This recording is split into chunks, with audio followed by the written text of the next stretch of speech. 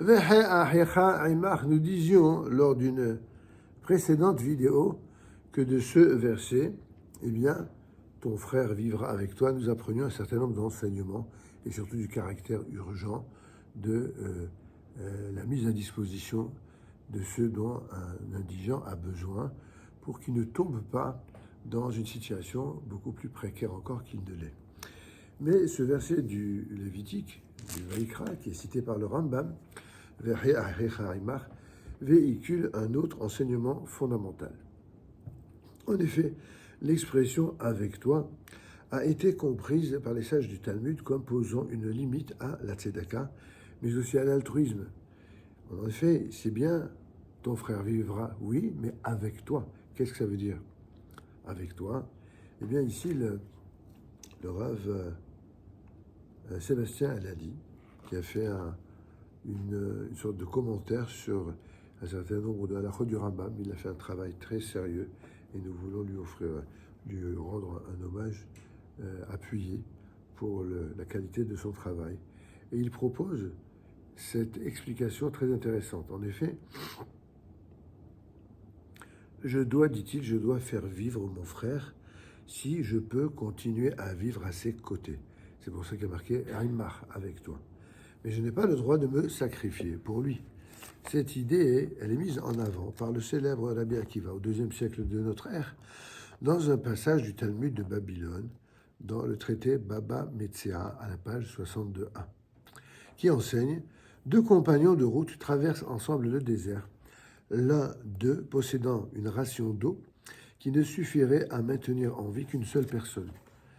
Ben Petora dit qu'il partage la gourde, mais qu'un homme ne voit pas son frère mourir. Mais Rabbi Akiva a dit « ta vie a priorité sur celle de ton prochain ». Et ainsi qu'il est dit que ton frère vive, mais avec toi. Et donc, le propriétaire de la gourde doit sauver sa vie en premier. Le mot « avec » vient simplement ici introduire une hiérarchie. Si la cruche d'eau appartenait aux deux voyageurs, la lecture de Ben Petora aurait été retenue et le partage de l'eau aurait impliqué la mort des deux hommes, n'ayant ainsi aucun critère permettant de faire passer la vie de l'un avant celle de l'autre. La position ici de Rabbi Akiva, qui fait d'ailleurs autorité, n'est pas interprétée dans le sens d'une supériorité d'une vie sur une autre. Aucun critère humain, le plus jeune, le plus vieux, le plus sage, le plus faible, etc., n'est pris en compte.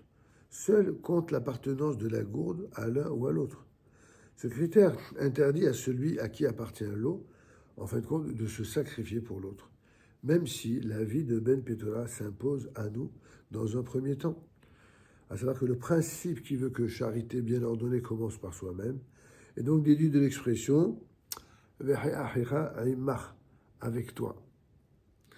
Rabbi Saadia Gaon, sage babylonien 882-942, dédie de là qu'un homme doit pourvoir à ses propres besoins avant ceux des autres, et qu'il ne devra pas faire de tzedaka avant d'avoir pourvu à ses propres besoins, cité par le Al-Baratourim dans Yoredera 51.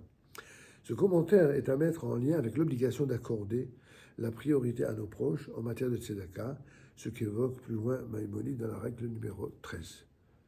Évidemment, tout ceci est une évidence pour ceux qui étudient la halakha de longue date, mais il ne faut pas y voir comme une sorte de combat en quelque sorte, le plus fort ou le plus immoral. C'est exactement le contraire. La morale veut que lorsque Dieu nous donne la vie, on doit d'abord se préoccuper de sa propre vie. Et bien entendu, après, l'autre vie. Évidemment, cela peut-être va sans dire, mais c'est encore mieux en le disant. Si on peut concilier les deux, inimatov ou manarim, le cas ici, cité par Rabbi Akiva, est un cas extrême où vraiment, c'est presque une hypothèse d'école pour nous dire jusqu'où va la limite de la générosité de cœur pour subvenir aux besoins de celui qui est manquant. Eh bien, la limite, c'est justement le fait que lorsqu'on lui vient en aide, on lui vient en aide, mais pas à notre détriment. Comme à notre prochaine halakha, eh bien, nous envisagerons sous un autre angle dans la règle numéro 2 à savoir, quiconque voit un pauvre demander de l'argent et détourne de lui ses yeux sans lui donner de tzedaka, il transgresse un commandement, c'est-à-dire une mitzvah, une défense de la Torah, comme il est dit, tu n'endurciras pas ton cœur, ni ne fermeras ta main à ton frère indigent. Ce n'est évidemment pas en contradiction avec ce qui a été dit avant. On développera ça dans notre prochaine halakha sur la tzedaka. Kol Tov et bonne journée.